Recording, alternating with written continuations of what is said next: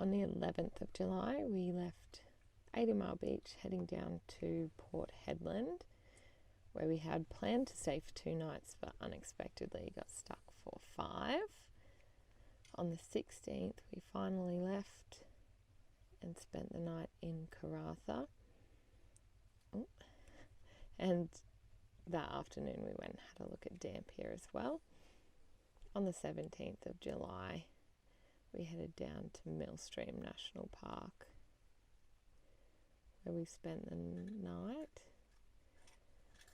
And we backtracked after setting up camp to get to, where did we go to? Python Pool. We've just had to pull over in Port Hedland because there's trucks towing a train. It was a truck towing a truck Towing a train.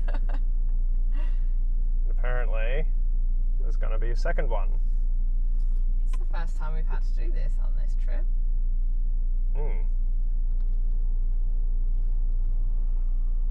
Not bad for 2 months of travelling. Yeah, it's 2 trucks again. Yep. Wow. It's big. We are at the actual Port Hedland. We got here today, it's I think the 11th.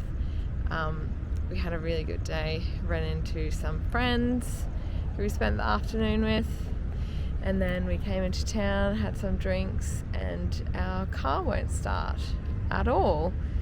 We've called NRMA, who sent out someone who tried to jumpstart it like we'd already done, and when that failed, he left.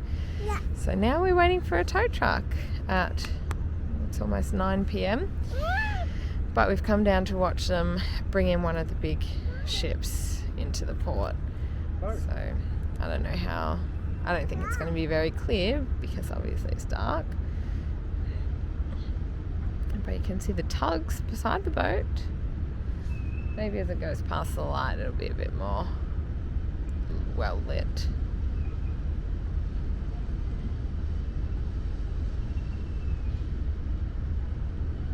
It's very quicker than I thought. Through such like a narrow harbour. You can only really see that tiny light on the front of it.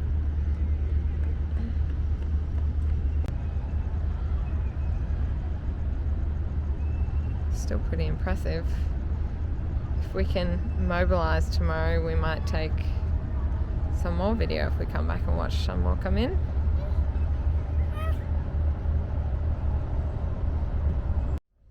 Come back into port. And It's a little buggy, isn't it?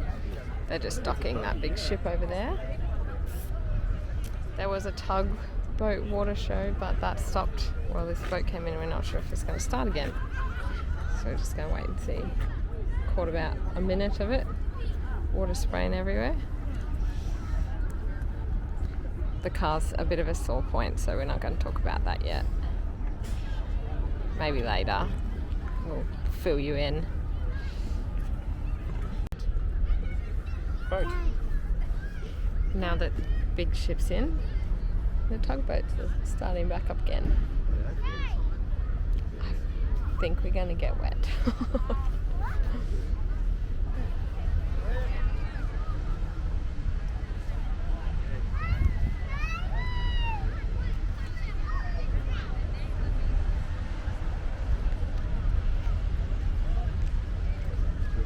Yep, getting wet now.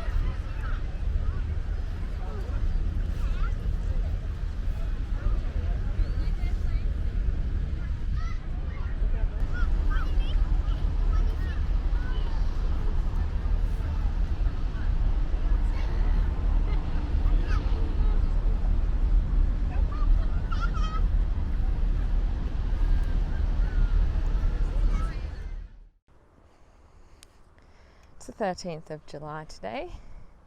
We haven't really done a whole lot in terms of sightseeing because we have no car. So what's today? Wednesday. We got here on Monday,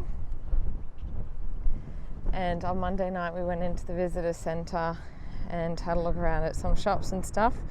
And at 6, when we went to get back in the car, it wouldn't start. Ryan tried to jump start it with one of our spare batteries. That didn't work. We called NRMA, who we apparently have membership for and not roadside assist. So they're two different things. So we paid for NRMA roadside assist, and then they organised for somebody else to come out and look at the car, and they jump started the car, or tried to. And then when that didn't work, he said, well, I can't help you. So at that point it was getting dark. We called NRMA back and they said, I think it was about 8 o'clock by then, they said that they were going to get a tow truck. So it actually, we were talking to NRMA, who was talking to the RACWA, who was organising everything. And they said there will be a tow truck out in 2.5 hours. So luckily we were with some of Mum and Dad's friends, Tony and Bronnie. They kept us company, kept morale high. But at about 9:45, Hugo had had enough. So Bronnie, Hugo and I called a taxi back to the caravan park. And then Ryan called NRMA again, and their excuse for no tow truck was that the job had gone to putty, and they would call Ryan at 6:30 the next morning, and a tow truck would be there at 7:30 to pick up the car. So Ryan got up at 6, headed back into the visitor centre to wait for the tow truck. Didn't have a call from anybody by about 7, so he called NRMA. And there was just a lot of back and forth between him and them, saying that someone from RACWA was going to call him. Nobody did. No tow truck came. Nothing happened. So Ryan, in the end, I actually called a tow truck company. There's 2 in Port Hedland, and the one that I called hadn't received a job from NRMA, and they actually said they were the only ones here. So I told Ryan to call him back, organise a tow ourselves, and then basically screw NRMA. So about half an hour later, I think he was in the tow truck heading to the mechanic. Yesterday afternoon they called us to let us know that it was, or confirm, Ryan already suspected that it was the starter motor that had gone, so that needs to be replaced. They ordered it yesterday afternoon. It got put on a truck from Perth yesterday, and it should be here tomorrow morning, hopefully by lunchtime, and we can get all that done maybe tomorrow afternoon, hopefully Friday at the latest, but they did say potentially Saturday. And while all this is happening, we were supposed to swap sites at the caravan park, and I had to go and tell them I had nowhere to move it, and it was like I'd made the most inconvenient request ever to keep my caravan in the same site rather than trying to move it. And when I extended it today for another night, she said, you've only really got until Saturday because we've got a fixed booking and I can't move their site. So to put pressure on the mechanic to get it done by Saturday morning. So I'm about as impressed with that as Ryan is with the car. We'll be sending an email to G'day Parks about that. Ryan's already put in a complaint with RACWA, and he's going to put in a request to get our money back for our roadside assist with NRMA, because that was absolutely useless. That was more expensive than the tow truck, which only was $220. But we're happy that it happened here and not in the middle of nowhere where we had no service and really no other option to get the car towed. So it was a bit of a relief that we're in Port Hedland, but it's just a bit of an ordeal. So we spent the day today. Ryan went with Tony to go and get our freezer out of the car so that we could have some food, and I've been doing some of my study and just chilling with Bronnie and Hugo, and now we've come down to the beach, which is straight out of the caravan park onto the beach. So there's 5 minutes of our story. I wonder if you stuck around for that. I just had a big 5-minute ramble, 5.5 maybe. So I thought I'd better get on here and do a little video of the beach that's just down from the caravan park in case I decide to delete my rant.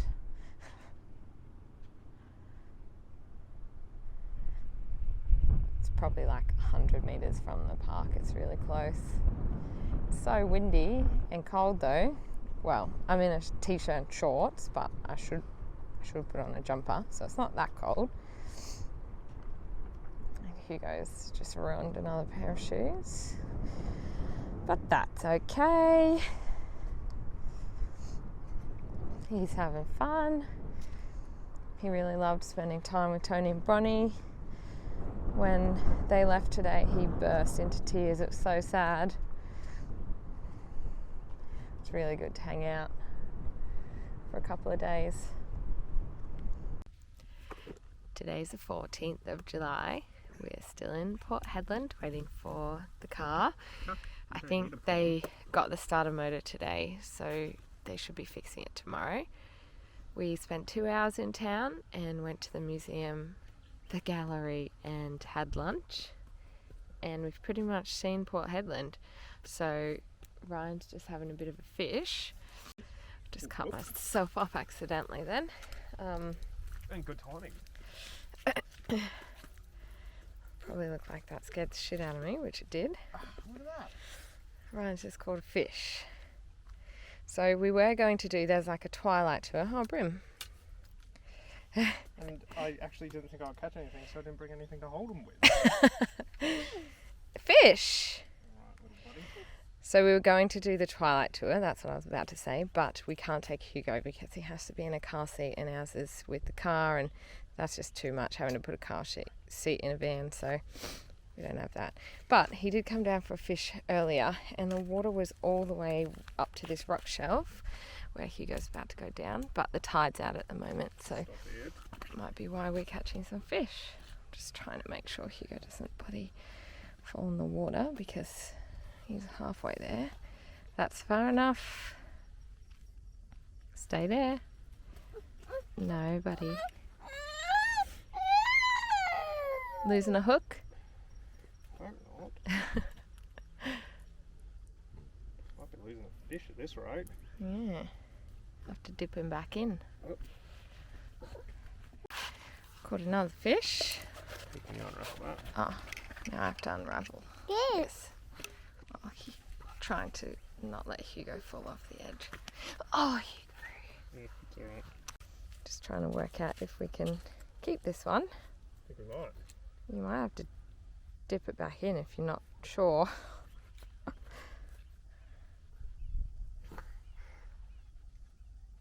Yeah, might. There we go.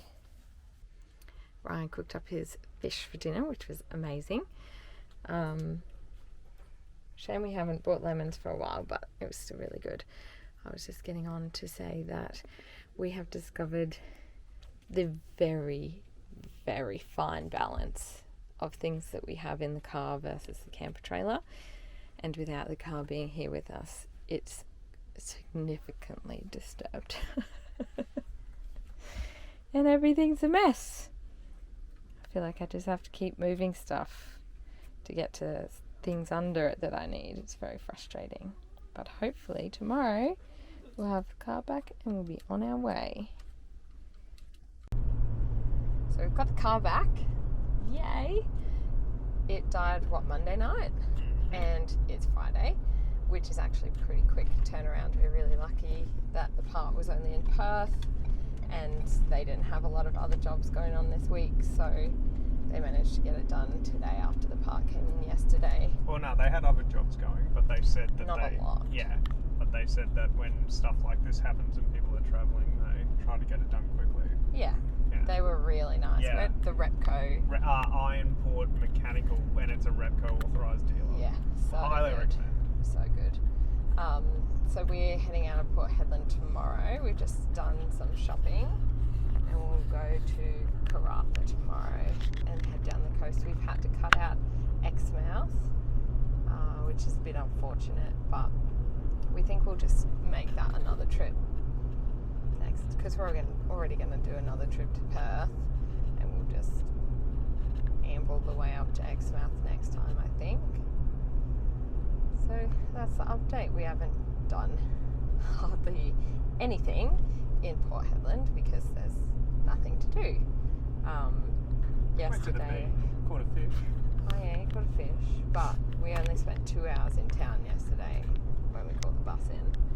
So it's been a bit quiet, but that's given us a chance to catch up on a few things and just take a break, which has been nice, and give Hugo a break from the car, because not next week but the week after, when we do the Nullarbor plane, it's going to be a very long week in the car. Yeah. So it's been good to have this break. Yeah. So that's that. Ah, Hugo's just adding to the conversation. Got to give you the microphone. Classic.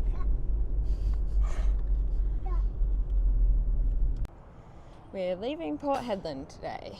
Yay!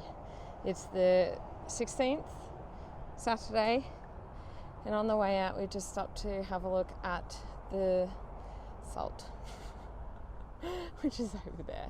It's a lot more impressive going over that bridge, but yeah. Hugo's just having fun on the little ramp, while Ryan, I think he's pumping the air back up, putting some more air in the tyres. And we're on our way to Karratha today, so had a bit of a rejig of our itinerary. We were supposed to go from Karratha to Exmouth for 3 days, but we've had to cut that out, so we're going to go to Karratha and then Tom Price and then to Karijini. But that's alright. As I said, we'll just do Exmouth another trip, because it's addictive. Once you start, you can't stop. I already don't want to go home. We've still got a little over a month left.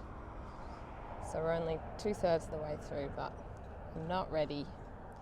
If I had the dogs with us, I probably wouldn't have any inclination to go home at all. Now I have to stop Hugo from climbing off. No. Full of surprises, this one. We got into Karratha probably around midday. All the caravan parks we tried to see if they had any availability were full. So we managed to get the overflow, a park in the overflow. So we're all set up there, and we've just come to Dampier to have a bit of a look. So there's salt here too. Thought I'd get a bit nicer of a look out from this children's playground. The water is so blue, and there's people swimming, which makes me want to look up and see what the deal with that is here.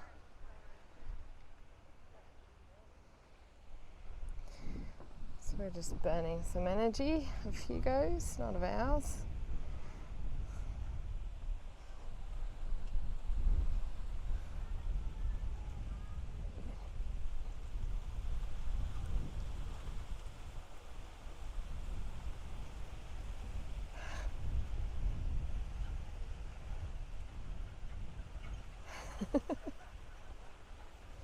That's wobbly, isn't it?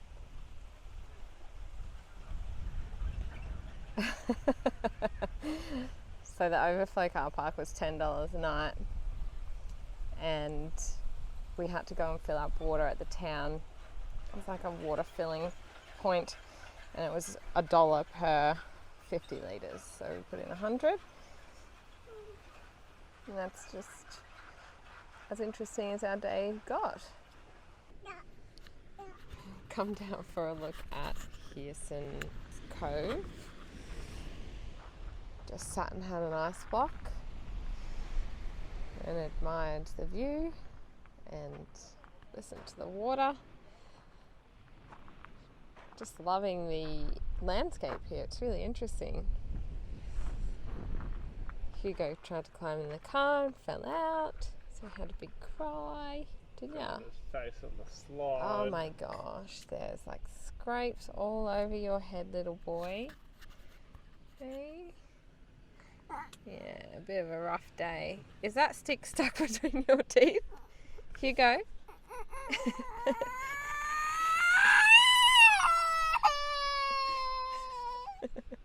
Still learning to live with a gap.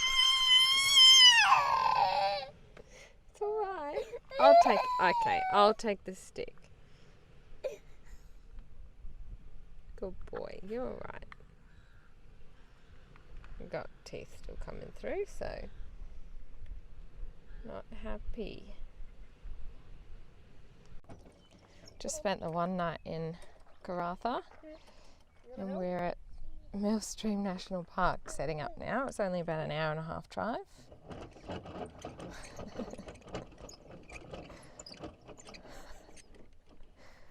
He's so cute. We booked the biggest site. We booked a big site, but it's really nice and they're all really spread out, which is great. So it's only 11:30. We're just going to set up and then head out and go for some walks, we think.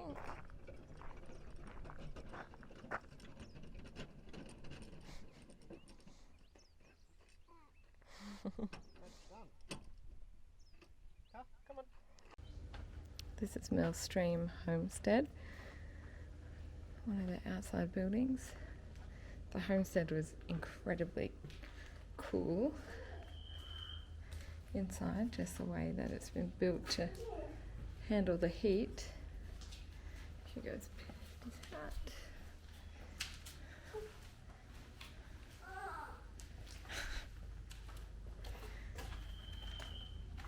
So we've camped at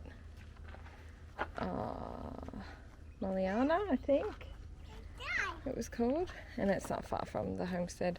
The other campground is Stargazers, which we passed on the way in. We're just going to have a bit of a drive around and see what there is to look at.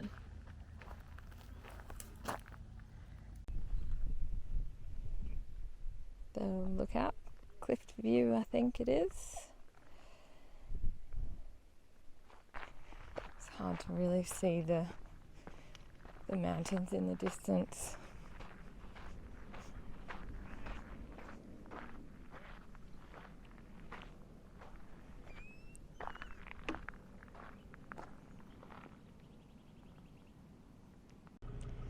Decided to come back to the northern section of the national park, which we passed this morning, to have a look at Python Pool. And we just beat the iron ore train before the lights went red, which is good because it's about, I think we saw a sign in Port Hedland or Karratha that said they're about 2.8 kilometres long sometimes. And Ryan's just letting the air out of the tyres now because it's a bit corrugated.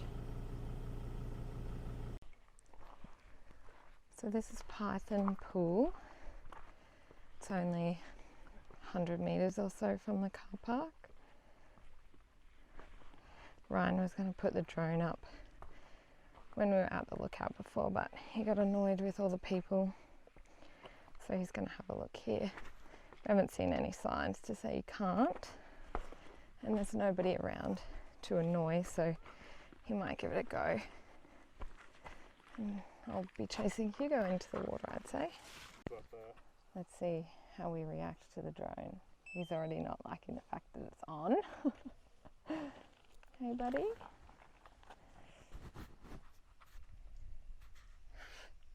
A lot of flies, I might have to get out my fly net.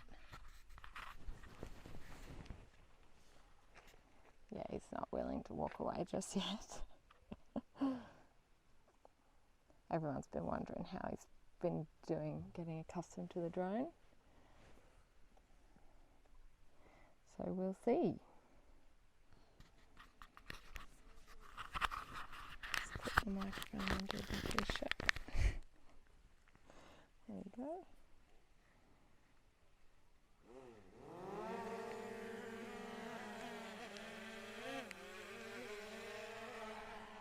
not too bad.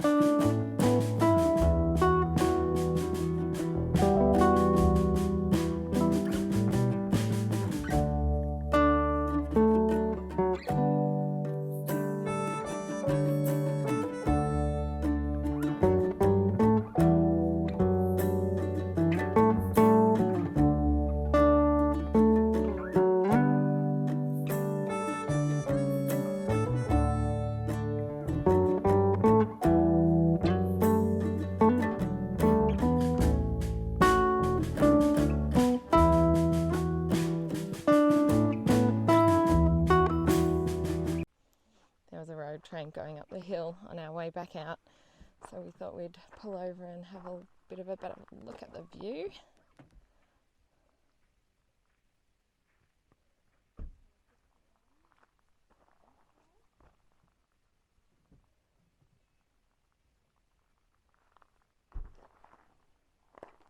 Just kind of comes out of nowhere, because that's what we were driving through before. All just little spinifex hills. Ryan just wants a photo of the car here.